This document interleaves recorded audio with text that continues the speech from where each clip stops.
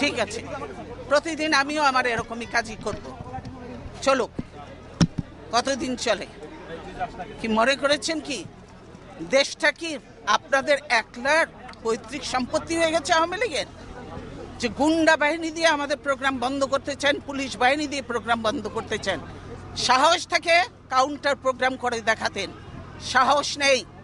10টা লোকও আসে না, ভাড়াটিয়া লোক ভাড়া করে ডিসিএসপি দিয়ে লোক আনায়। বুঝি এটা, না হলে এরকম এত করুণ পরিণতি হয়।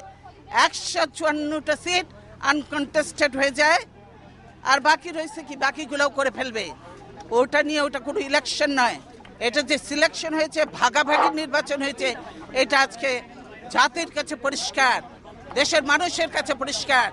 তাই মানুষ আজকে ধিক্কার দিচ্ছে। ধিক্কার দিয়ে আমরা এই সরকারকে